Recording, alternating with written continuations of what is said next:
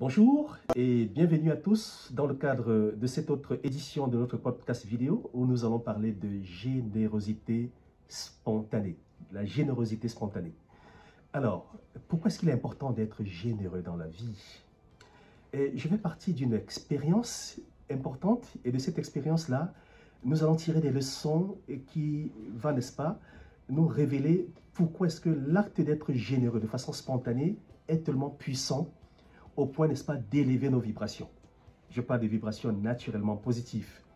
Alors, d'après mon expérience, il est important de comprendre que nous sommes tous connectés. Les êtres humains, nous vivons dans un environnement, nous sommes tous connectés. Et l'acte de donner et de recevoir, c'est naturellement le même acte. Chaque fois, quand je veux obtenir quelque chose, je dois appliquer le principe de la sémence. Est-ce que vous ne vous êtes pas rendu compte que lorsque vous donnez naturellement, vous donnez de bon cœur, vous créez un instant de bonheur dans le cœur de la personne qui reçoit. Et cette personne qui reçoit est tellement heureux qu'il génère ce bonheur chez d'autres personnes qu'il va rencontrer. Et comme ça, une parcelle de joie va régner sur notre planète tout entière. Et je vais vous suggérer, ne terminez jamais une journée sans ne pas offrir quelque chose à quelqu'un. Et nous avons souvent l'habitude de croire que les dons sont toujours matériels. Non, les dons ne sont pas toujours matériels. Un don peut être également immatériel. Par exemple, une prière que j'envoie à quelqu'un, une bénédiction silencieuse que j'envoie à quelqu'un, un encouragement que j'envoie à quelqu'un et surtout un compliment. Et par expérience, j'ai constaté que les dons immatériels sont les dons les plus puissants.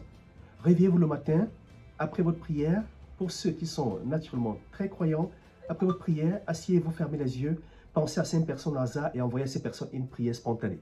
Souhaitez-leur le bonheur, souhaitez-leur le bien-être, souhaitez-leur la prospérité, souhaitez-leur la santé. Vous allez vous rendre compte qu'une partie de tout ce que vous souhaitez aux autres vous revient naturellement.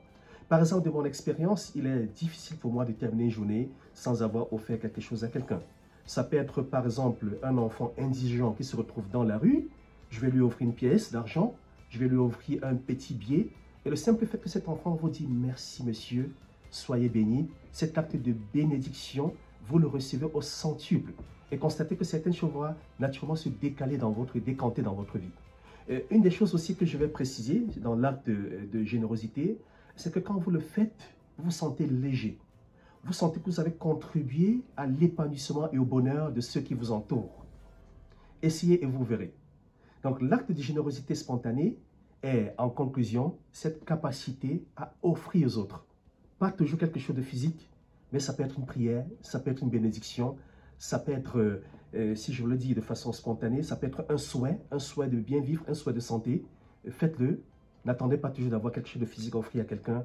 Dites aux gens ce que vous pensez d'eux. Recensez un compliment à faire à votre collègue. Arrivez le matin très tôt au bureau, faites un petit mot sur une feuille de papier, glissez sous le bureau de votre collègue, dites-lui qu'il est spécial et que vous aimez sa façon de travailler. Là, c'est un don. Et vous aurez coloré la journée de cette personne. Je pense qu'en le faisant, c'est super.